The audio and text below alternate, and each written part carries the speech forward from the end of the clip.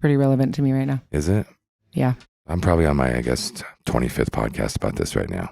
You know, it's impossible to do a short form take at it. They all last about an hour. And that's about when it flushes out. I bet. And so you just kind of dig in and start to kind of find out what culminates. And actually, it's been great because at the end of every one of them, after I listen back to it, the title of it is so crystal clear, right? It's like a mining expedition.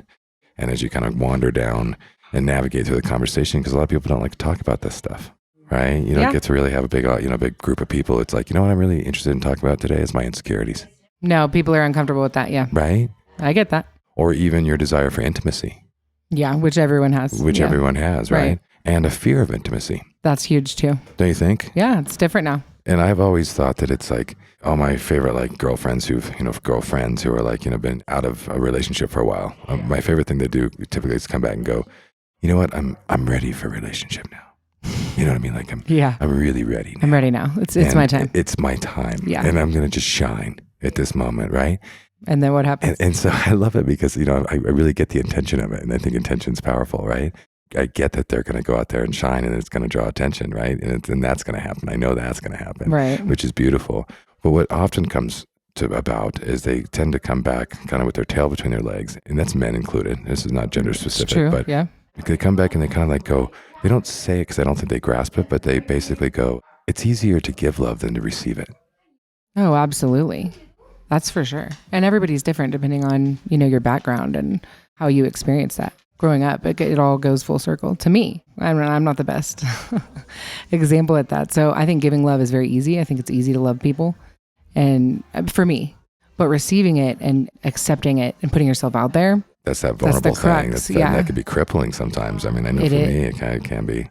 I think it depends on how much work you do on yourself. Yeah, it does. You know what I mean? So if you don't work on yourself at all and you don't look at that stuff, then it's always going to be hard. Yeah, exactly. To be intimate. I mean, that's how but.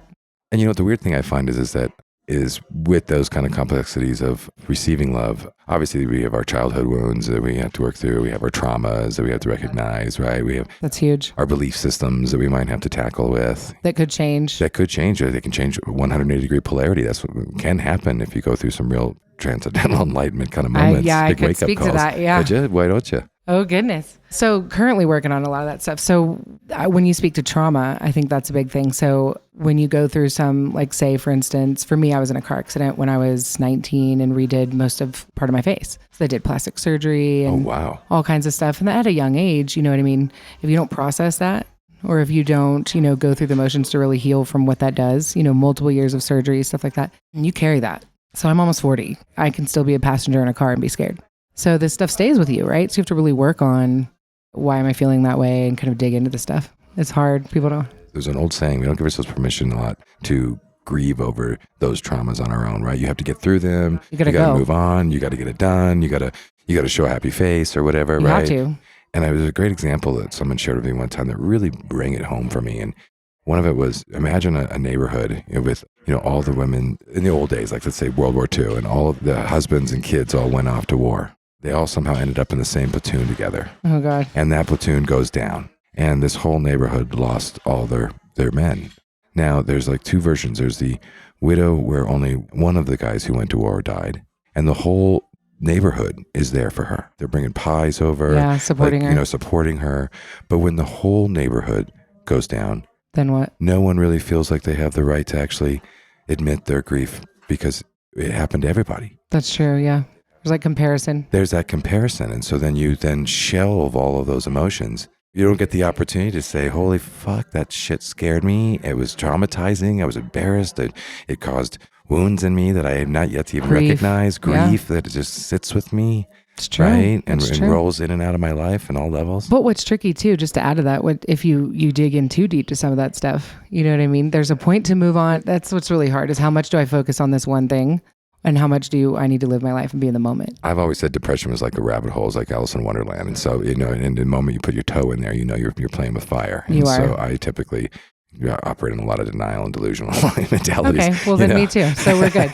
We're on the same level. It's good to know that. Sweet nervous laughter with the smile. Totally. Yeah, but not kidding. It's exactly. I'm fine. Nicole would say, I'm fine. Everything's fine. Yeah. But no, and it depends on your background and how you grew up. So if it was okay to express, hey, this is something hard that I'm going through. Hey, this is something that I've experienced. Let's talk about it. you might be comfortable with that as an adult as you get older. If you never were and you had to project everything's fine, that's a deep layer to try to uncover. Well, and especially in intimate relationships, right? Oh. Like, I mean, it's one thing with your sisters or your siblings or your parents or that. I mean, they're all hard. They're all intimate, right? It's true. But they're those romantic, I should say, relationships. Right. It's risky. Risky. Yeah. Risky. And yet, you know, intimacy is into me, you see, right? And so it begs for the vulnerability. It does. Vulnerability is huge. And people don't, I feel like vulnerability is lost. You know, you got to project all these things. I think social media and just everything else. But I taught 8th grade. And so I watch these middle schoolers, just their whole life is about projecting whatever they think other people want to see. You know what I mean? Yeah. So I just, it's kind of not a culture of saying, hey, here's who I am. This is what I'm, or too much of it. Too much of everybody. I'm in pain. Look at this. I'm in pain, but not really dealing with it. It's just showing. Let me show. Kind of like the 9 Inch Nails, Trent Reznor version of like pain, you know, just screaming it. Yeah. Here, get a little bit closer. I love your voice. So why don't you just get right up there so it feels a little bit stronger. Okay. Yeah, these microphones are. Can I touch it? You can. Okay. Yeah. Yeah, it's hard. In your experience, you said you had some recent experience here, you know, in some of this. Is this just personal or is this with an intimate partner? This is a lot to walk right into. It is, hey? Personally, I feel like if you're speaking to like trauma, sure. You're just talking about, it depends on, it's every other, having a baby during COVID. I had one March of 2020 and everything was shut down, the NICU, you go through new levels of what that looks like and, fear as a parent and stuff like that. But intimacy as a parent too, I think is really hard. If you weren't comfortable with that growing up, then to give and receive it from children too. Ooh. What a powerful point. You wouldn't think so, right? That maternal. I think it would be inherent. It would be inherent, right? And I think I remember seeing an Oprah Winfrey version of way back, like 10, 15 years ago, where she did like a whole series on, awesome. Non-maternal parents, who had to come to the table and go on public television and say, I just don't dig being a mom. Yeah. I was sold a bill of bad goods. Yeah. And I'm sorry, it's the way it is. And people are booing them. And she's like, honesty, you know what I mean? Yeah, like, get it out there. Get it out there, right? And then there's another thing, like I remember when I went through my divorce, I've been married once, 2 kids from the same wife. So I got one baby mama. And so my kids are 19 and 22 now. So I'm a recent empty nester. That's a new stage. New stage, right? But one of the things that happened was when I had gone through my divorce, it was such a huge wound. I kind of thought I had to now bow my head at the pearly gates, right? Yeah, I just messed up like the number one thing you're supposed to get right. So this was a lot of shame involved. A lot of shame, shit tons of shame. And I was a big hugger and a big kind of open give and receive love kind of hippie. Right. And at that point, after that divorce, it was so traumatic that I would shake when anybody would try to hug me. And I mean, literally, I started to tremble, right? That they were coming into my space and there was going to be a hug exchange. Right, there's risk. And somehow I was going to just transfer all of my pain to them. And I didn't want them to see all that, right? Yeah. And so then what really spooked me is it started happening with my sons.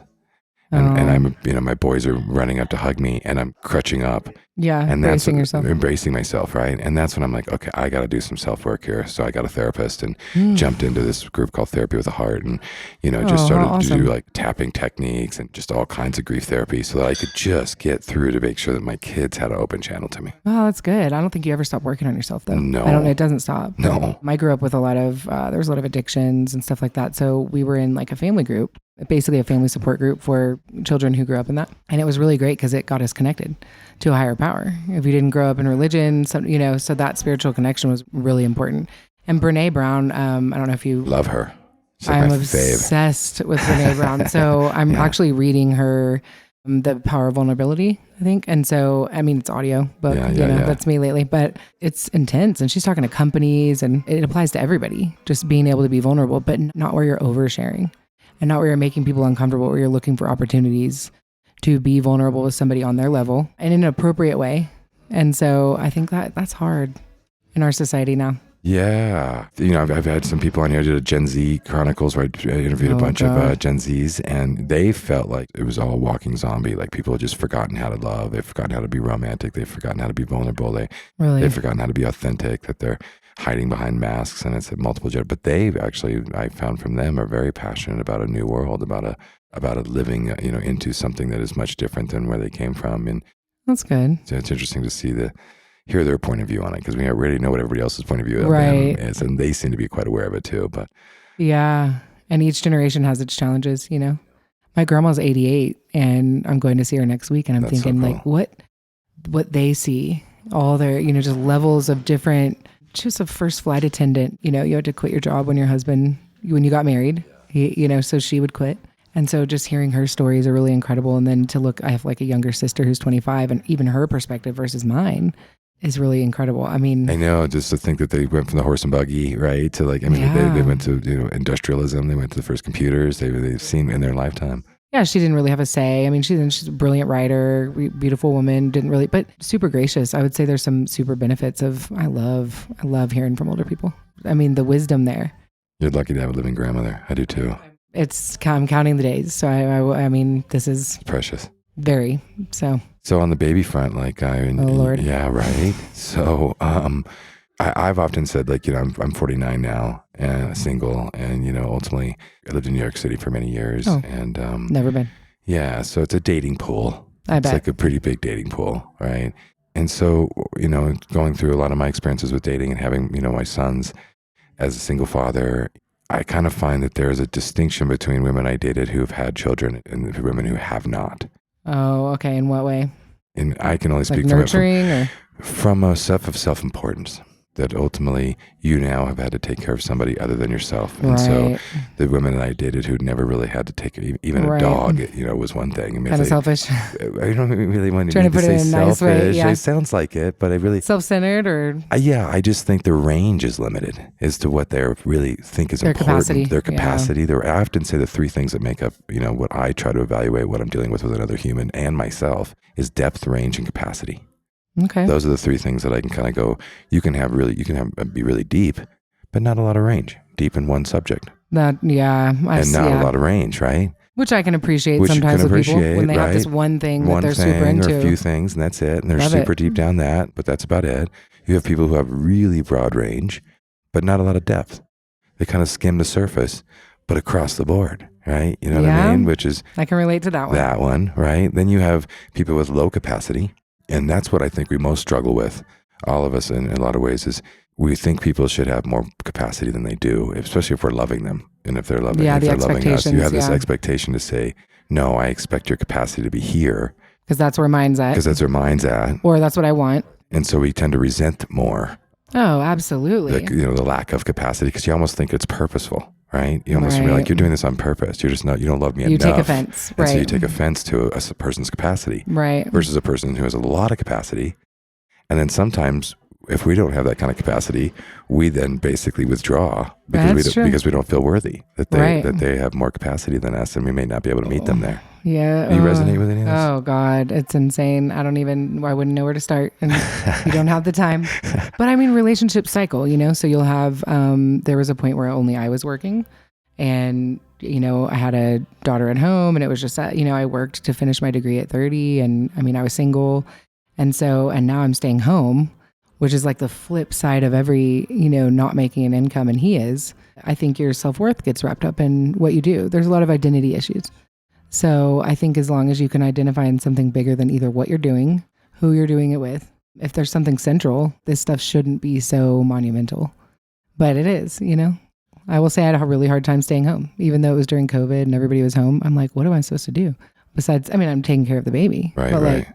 That's weird if you've never... You're right. It's identity, right? Like since when did your identity be not diapers all of this, right? Like all your work experience and your personality or your charisma, changes. It changes. And now you're like, oh, I'm over here doing this thing. And particularly if you don't have a lot of friends who are also mothers, right? Then you kind of start to feel that thing of like, you know what, we're kind of tired about the nipples hurting. And mom shame is a real thing. Mom shame is one of the worst. This is the way you're doing it. My God, imagine. Did you breastfeed? Did you blah, blah, blah? I mean, and it's nauseating at times, and everybody's just doing the best they can. I mean, literally at whatever point they're at, that's the best that they can do. And if they're working on themselves, they're trying to grow that. You know what I mean? So it's hard parenting. And I think between the sexes too, I know for me, sometimes men just really resent the fact that the mother isn't feeling like, like this is the best thing since sliced bread. You know what I mean? Like, it's like, this is supposed to be like the most romantic experience ever. You're supposed to be like fucking super happy. Like, I've just given you the dream, and like, you're now depressed. That's what happened with us. Yeah. Without being too, I haven't spoken about that, but yeah, it's definitely, this is what you wanted. But I do think there's some personal responsibility in that. I did want that, and I got that. And so you can't constantly become a victim in all of your scenarios. So like for me, I'm just trying to work on that. Like, okay, I'm staying home now, so let's find some we can figure out what I'm doing next, in a little bit. But that, every stage is different, Do you have any methods on how you kind of control your self-negative talk, your self-negative chat? Meditation in the morning and at night, connecting with other people who have had something, maybe I don't have a lot of friends who have 1.5-year-olds right now, but I also have a 14-year-old. So we have so we have some ranges. Cool. I would definitely say anything spiritual. There can be too much input. So you can put a whole bunch of different ideas in, and then you're confused on, okay, well, what will help me? For me, it all comes back to spirituality. Spirituality. Yeah, and it's hard. You have to work to have that connection. I don't even know how quite to do this yet. I've been just kind of probably scratching the surface for the first time. How do you interweave spirituality into romantic relationship? Well, I guess it all depends on the current, what each person's, I'm not saying this very well, but what each person's experience with that is. My husband's Christian, and I would consider myself a lot more open. So it doesn't matter to me. Sure. God's God. And that's a complicated subject in and of itself. Indeed. I think as long as both of you have some kind of spiritual connection, it helps. So there's faith. You can say maybe faith in something. Maybe faith in something that's bigger than you. Yeah, because we're all fallible. It's a start. Yeah, because I think death is hard for anybody, and life is hard for everybody. And I think that's something I'm working on is, okay, so this 88-year-old grandma, what happens? Will I fall apart if that's the biggest death I've experienced, Sure. Or how am I gonna, okay, you know what? Her life means something bigger than that. And that's different for each person, what they believe in that. So I don't judge on that. I don't care if No. Neither do I. Right. I've been a hedonist for many years. I went from Taoist to Buddhist or Buddhist to Taoist to Christian again. I've had a lot of different variations with, hated religion for many years, tried to be an atheist. Yeah. So I don't say shit about that. I got my own conversations in different podcasts on that, but yeah. But I do think believing in some higher power, right? Let's just say something that is bigger. I don't know, whatever you want to call it. Let's just call it the universe. That's what everybody feels the most comfortable with. That there's like something that ties us together in a much larger universe. Yes, in a non-physical sense. In a non-physical sense and in a physical sense, DNA and true. all of it, right? Absolutely. So that if two people at least can share that, that's one way of interweaving spirituality. Because there's a lot of couples who are non-believers, right? And absolutely. So they're pretty much like, hey, no, this is all accidental or whatever the version is, and we're just an organism on Earth, and we can't really talk about that stuff. So there'd be a relationship with the absence of spirituality, unless they saw spirituality maybe outside of themselves, nature, and so that's true. They feel like they experience a spiritual relationship because they connect on a nature thing or something. What's hard, I think, is when one person, say you're speaking about a romantic relationship, if one person is spiritual or religious, whatever it is, and the other person has none. Now that to me is what I've seen just in my own experience. My sisters, I have 5 sisters, and one of them, she wants to go to church and he doesn't want anything to do with it. It causes a big rift. I think so. If one person's seeking whatever if they're seeking for something bigger than their physical self and then the life they're in, and the other person wants nothing to do with it, I think that can cause a really big divide. You'd have to have a really strong foundation. I think so too. I didn't used to think that, but now I do. And I think for a lot of reasons, because, I used to think, I've often tried to whittle down to like one thing that ties us all together. I may have said this before, but, and I like to grasp the very kernel, like the very core of everything, and then go from there. And, this micro to macro, or macro to micro, right? So I used to think it was we all wanted to be understood, because I could see everybody craving for that, and asking for it, fighting for it, demanding it to be validated by being understood. But then I've kind of looked at the more positive frequency of that now, and I've come to the conclusion, again, admitting knowing nothing, I've come to the conclusion that we all want to be fully utilized. That's true. Purpose. I was going to say loved, but And I think it is all about the love, but I think feeling fully utilized means that you are living out, you are giving your greatest self, your love to the world freely. And it's being embraced and accepted. And you are maturing in that. And so therefore you don't feel like anybody's putting their, stiff arming, or you can't do that, or put you over here in the corner, or compartmentalize you here. Right. Because you're comfortable with what you're comfortable with you and what you're doing and what you're giving, and you see its outcome in the world. And so therefore you don't need to be understood. Yeah, you don't need the validation. You don't need the validation. That's the sweet spot. That's the sweet spot. And also the reason why I kind of went that direction is because you can also be understood and not have it feel great. Right? Like somebody can understand you, but it doesn't make you feel better. Matter. Right? You can have thousands of people who are like, I think, I understand you, but so I think that's for me. So with that full utilization, I think that if you're a spiritual person, then you definitely want to be spiritually utilized.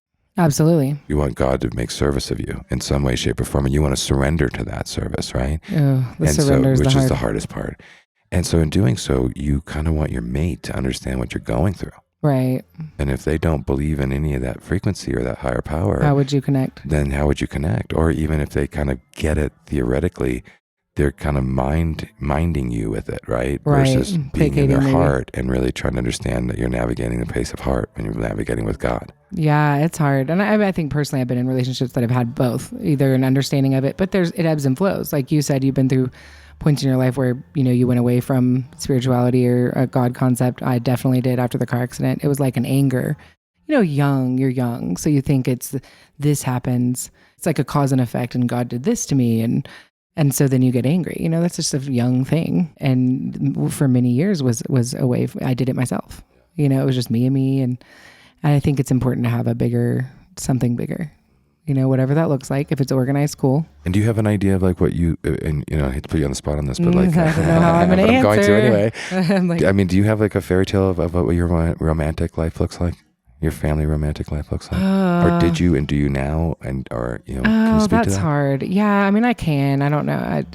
Go with the fairy tale females, first. Yeah, I think the fairy tale is kind of toxic though. Sometimes, like you grow up with. But what is it? What's the toxic fairy the tale? picket fence and the let your hair down and all the, the fairy tales that I think is, maybe it's mostly female, but we grow up with these ideals of what it's supposed to look like. And then you get into it and you're like, oh, these are just people. This is just a human being who's messed up too, and who's fallible, and they're not going to be on a white horse, and they're not going to, so I think as you get older, take care of you forever, and you're going to be able to just. And these expectations have killed me in all of my relationships. Is you've got to be this, of whatever it is, and then a lot of times I wouldn't even be living up to it. So if my expectation is for you to be respectful and understand everything I'm going through and loving and all these things, am I doing that? How do you put that out there and you're not giving it yourself? You know what I mean? So, it's hard. I think the ideal is just to be accepted, be comfortable, feel like you're not combating values, to feel like you can give and receive love. Pretty straightforward, but hard. It's hard. It depends on what people are going through. And my husband and I have had we've been on almost 10 years, and there's been cycles of chaos, and then there's been lots of peace, and, it really does ebb and flow. What do you think makes people compatible? Oh, I am terrible one to answer that. God, I don't know. Maybe I'll have to get back on that one. I really don't know. Because we're both type A, real, it'd be great if there was somebody who kind of chilled and sat in the background and just nodded. Is that a polyamorous third, or is that off the table? Off the table. I think, oh my God. Oh, I'm going to have a drink for this one. Okay, go ahead. No, you're good. No, I don't know. I think I'm still figuring that out. I don't know. If somebody has that answer, is it on here? Because I'd like to know. I don't know. Are you going to answer it? 'Cause, no. Yeah, I don't know. I think it just depends. Oh, that's a hard one. Okay, so I'll come back to that. Some other stuff. So another kind of thing that and maybe I've been oversimplifying it, but there was a time when I thought that everything had to be just magic and potion and inspired, and I was not okay with the dull or the mundane or the I always said, what's the opposite of love? I ask people, what's the opposite of love? What do you think the opposite of love is? Well, I guess the easiest answer is hate, but that I guess indifference. That's it. Yeah. The easiest answer is hate, but you have to be emotionally, invested to hate somebody. Yeah, that's true. Indifference is painful. Yeah. Right? And when I experience a relationship, I'm like a dog in the corner. I get mad, right? I get upset, because I'm invested. Yeah. I'm invested in any relationship I'm in. I know that. Yeah, I think we all feel that way. So indifference is pretty hard to hit, and kind of like numb. That numb, right? And so, but it was expecting way too much of the relationship too, right? It's got to ebb and flow. It's pedestal. A pedestal thing, right? And so those were, fast flames burned out kind of thing, right? For all the reasons, right. Or moved on. Then I kind of started to swing, maybe even closer to now, where it's like, you like each other. It's like you generally you just generally enjoy each other's company. Yeah. Partnership. You just kind of want to choose each other every day, and it's like, because you just kind of realize that person enjoys you, enjoy them. You merge and you melt and you kind of, what's that, symbiotic? Yeah, right. You get each other, right? And so, but is that idealistic? As well? Or even I was just mentioning that to a friend of mine, and she said, well, no, that's the minimum. I feel that with coworkers. I feel that with friends. I feel that with other people. And I was like, well, shit. It made me stop and think, damn, you're ahead of me. You got it going on, because that kind of symbiotic, just basic, I can stand your your shit, Yeah. day after and day after, seems to be like 50% of the way. And then you've got like the chemistry or the, the other That's stuff. additives, yeah. And, things that you hope you have, yeah. But at the base to me is just the very fact that you Friendship. can really have a friendship, that you really like each other's company, right? And that even in your frailties or whatever, Yeah, you accept each other. And for me, that acceptance piece. So no matter what, I mean, I want to be accepted, whether it's, and I want my partner to feel accepted. So if they're going through a hard time and there's 3-4 years of crazy or 3-4 years of amazing and success of whatever that looks like. But if the acceptance is there from both sides, like, hey, I see you and I get what you're going through and I'm still here. It takes a while. It takes a while. And it takes a lot to trust that on both sides. Like they could be showing you, but you still might not trust it just because we have our own reasons to not to. Messed up issues, right? Exactly. We're broken. Very. Well, and everybody is. Everyone.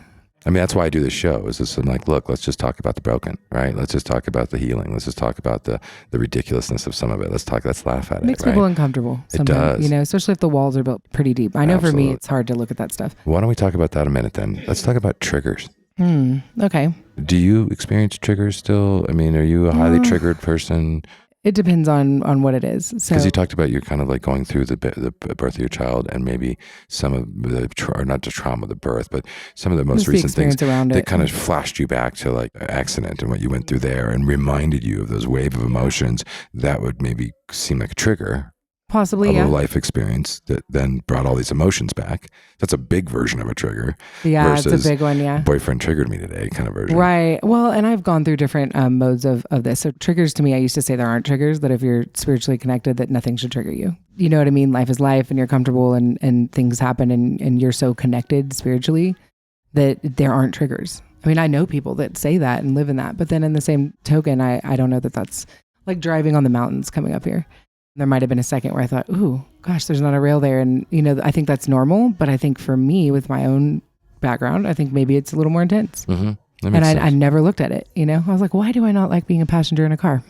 Closer to the rail or something. Yeah, wow. Just anything like that. And I mean, I think I've always known that, but I never looked at it. You just push forward. You just go, go, go, go. You got to keep moving. Don't look at it, Yeah, dig it. I like it. Now, since you do have a spiritual essence to you in this and you're in a relationship and you obviously seem to be well studied in some of that spiritual journey, what are your thoughts on the kind of duality of masculinity and femininity and how they interoperate? Oh, that's complicated. It is. Goodness. That's kind of way to wrap the show, I think. You're very deep. We got to go. We don't have to go, but it's probably like enough to kind of like get a nice little juicy ending here. Yeah. Oh, masculinity, femininity. That's a tricky one. So I think we play different roles. So I think for me, I've always kind of played both and never had a relationship until I was 30. So I was kind of playing male and female. Ask me more questions. So there's that version where we kind of switch back and forth, play both. I've done that. Like I got a masculinity, femininity kind of component to me. I was raised by a single mother, 16 I could she see had that. me, right? Yeah. Well, you're a very deep thinker, so that's not average for men I've dated. And I love women. Right. I love woman. And I can be a pleaser and a rescuer, right? And so accommodator. And so those things kind of my feminine side. That right. And then I have this kind of masculine side that is, warrior, protector, rock. I once came to a concept, around feminine and masculine relationship where. But you have both, which is good. I do, right? And I've leaned more towards the masculine, in my life for different reasons. But when I was first learning about it, I read a book and it said, men are supposed to be like the rocks on a cliff, and women are the waves, right? And women are going to have high tide and low tide, and you're going to have moments where you look at their water and it's glossy, and you can see the sun and the moon and the clouds. That's a good analogy. And then other times it's choppy and rocky, creamy and dirty and rocky, and sometimes it's crashing. And the man is the rock, and when you look at the rock when it's low tide, you get to see the marks of the feminine that have really worn away, at the man. Yeah. And it makes he stayed steadfast this whole time. And the women's like the hurricane. And the women is the hurricane. And in that, then you can have this beautiful balance between feminine and masculine. I see some of the relationships that I think work the best I mean, of course you don't know their dark sides and you don't like people present, what they want to present. So we know everybody's broken.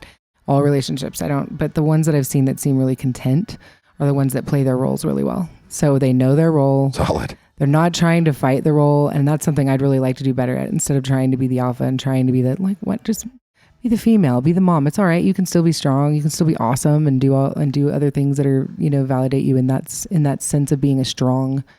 You can still be feminine and do that though, and then let the man be what's innate for him.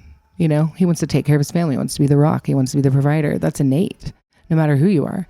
And so if you have a relationship that can do that and really play the roles, ooh, that's like a good... That's the win on this one. See, remember I told you when we talk and we kind of mine, you know, and then something comes out of it, like a real nugget. That came out of it. Yeah. That came out of it. Didn't that come out of it? Dropped right out. I was like, all right. Play our roles. I didn't know in the beginning. And now I'm thinking, you know what? Play your damn role. It's delicious. But, you know, you got to know your role first. You do. And they can change, like you said, if you do even, whether it be masculine, feminine, or whether it be dominant, submissive, or whether it be any of those kinds of variables, that power exchange, right? Power. Oh, God. And so you could play your role right in the executive aspects of things. And then you could play your role right, which is completely different in your intimate portion of things with your partner, right? And so it doesn't mean that this is a design that is one size fits all. But if you clearly identify your roles with your partner and you understand the cast of characters that go with those roles. Right. Like one of my things was expectations are met. The expectations, right? Like, you know, in a role for me in my masculine side, I was, you know, don't shame me or call me out in public. Right. Yeah, it's a big one. It was a big one. That's a big one. I think that's big for men. I think it's a lot of men. Most men, I think, feel that. That's a pride thing. And it's a big pride thing. But I think it's more than that. It's like a wolf pack thing. It's like the moment your woman shows anyone that you are weak or that you are down, the wolves are at you. It's a death sentence is what it is. It's a social and or financial and or emotional death sentence. And when you try to explain that, and especially when you're at odds with each other, but that is what it feels like for a man.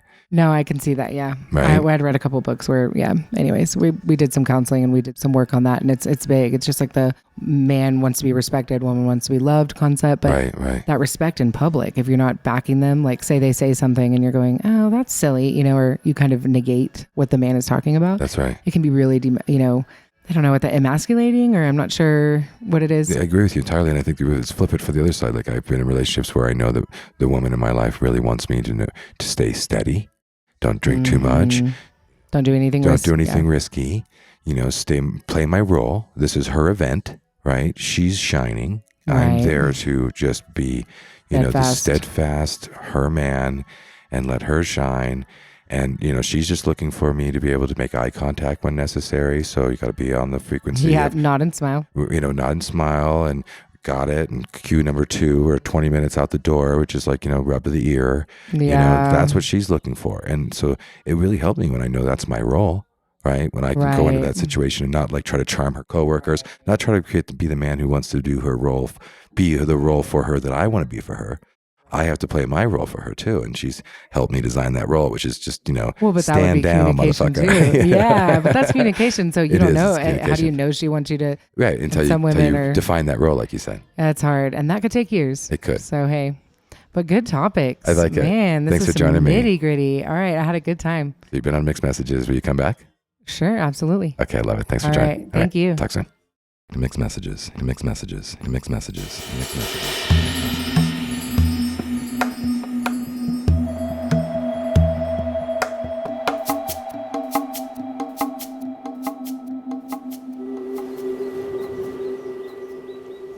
Mixed Messages. Mixed messages.